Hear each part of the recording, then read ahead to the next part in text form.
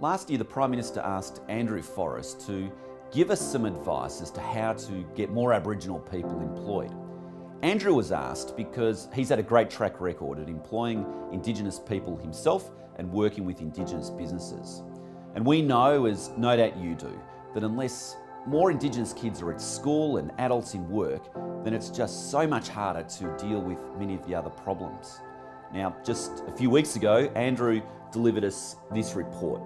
It's a comprehensive, ambitious report which deals with issues from womb to work. And we're now asking for your feedback. Let me hand over to Andrew to take you through the report. Thank you, Alan. My name's Andrew Forrest. I grew up with Aboriginal people. They were my mentors, they looked after me, and they certainly taught me the things which I hold dear now.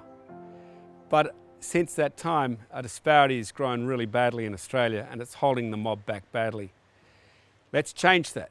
The Prime Minister asked me to write a completely holistic report to end the disparity. We have one now. If you want a copy of it, I'll be proud to send it to you. We need to start where people are, and let's just start at the start. Let's go from womb to work. When you remember that 90% of all brain growth has occurred by the age of 3, then you know you've got to look after a kid in the womb. You've got to make sure mum knows that if she drinks while she's pregnant, well, her best mate for life just might be her biggest challenge.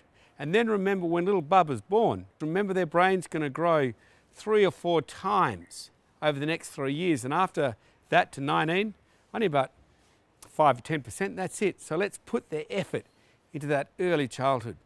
And then let's remember that kids, once they're at school, need to stay at school. I'm about removing all the impediments to a decent education, because as soon as an Indigenous person, a first Australian, gets a decent education, the disparity ends. On every statistic, a first Australian with a decent education is a successful Australian, as much successful as any other. In fact, Indigenous women with a degree are more successful than their other Australian sisters. So I want to introduce, apart from prenatal care, early childhood care, which is very low cost for governments, and then removing all the impediments to education, let's remember that if you're a first Australian woman, you're 30 times more likely to be hospitalised in this country than your other Australian sisters from assault due to drugs and alcohol. Or if you live in the Northern Territory, that rises to 80 times. That's not okay. Those drugs and alcohol are pulling the mob down and all vulnerable Australians, black or white. So I'd like to introduce you to just a simple debit card. It's not income management, it's not the basis card, it's just a debit card, no stigma. You can buy anything you like. If you break down in the middle of the desert, you can get your car fixed or get a new tyre on this debit card. You can put a credit in the local deli or the school tuck shop, but it's a debit card where you can't buy drugs and you can't buy alcohol or gamble. So it helps you keep those things out of your community and out of your family, which drags everybody down. There's no argument we shouldn't have it for everyone under 18. They don't need drugs and they don't need alcohol. But let's also extend it to every community who wants it, who really wants to get up and have a crack. Because I want to introduce guaranteed jobs, that if you do the training, you know there's a job at the end of it.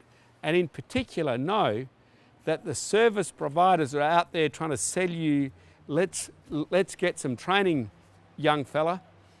Then what you're putting up is even more valuable than what they are. They're putting up a little bit of money and they're hoping for a big reward, but you're putting up your time.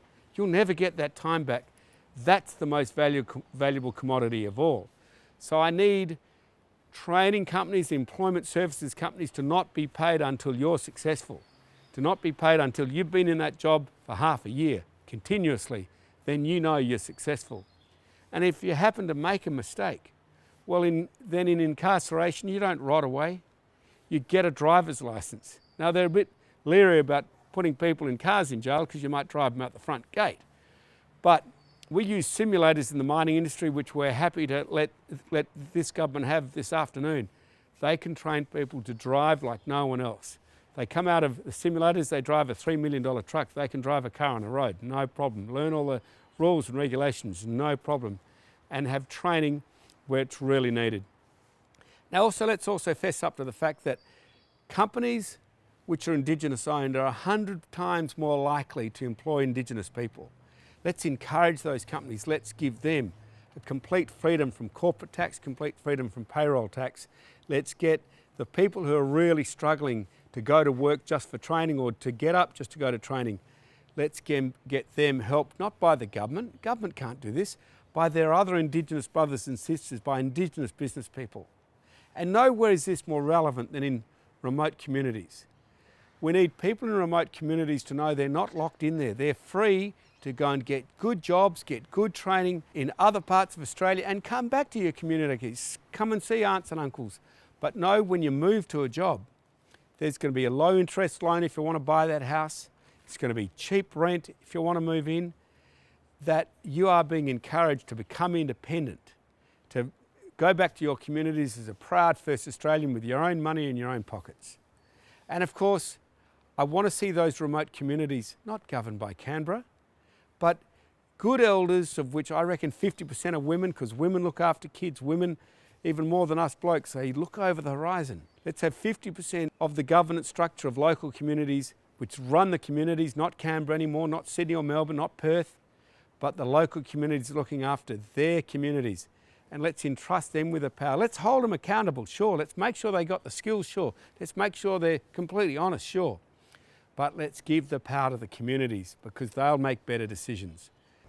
And finally, when you consider that 20-odd% of Australia's entire continent is owned by the mob, well, why aren't the mob wealthy? Let's get you owning your land personally. If you want to build a house on your land, then let's give you specific title. It could be a 99-year lease or freehold. If you want to start a business like a baker or laundromat in your community so you can thrive too, let's give you the land that is yours to start the business up. I've taken you through the key recommendations in the Creating Parity Review. There are 27 interlinked recommendations in total that come together to create a holistic blueprint for the first time for Australia. I'd love for you to take a look at them. So thank you. Let's end this disparity. There's no reason for it in our country. It's man-made. We can get rid of it. Thank you for listening. Have an excellent day. And if you want a copy of the review, please just ask for it. I'd be honoured if you had a chance to flick through its pages. Thank you. Well, that was Andrew's blueprint for how to end Indigenous disparity. The government's now consulting on this report and we're seeking your feedback. If you like what you heard, please let us know. If there's things which you think need to be improved, also let us know. The details as to how to give feedback are now on your screen. Alternatively, speak with one of your local community leaders and give the feedback to him or her to pass on to us.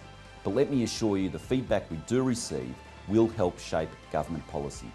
Thanks so much for listening.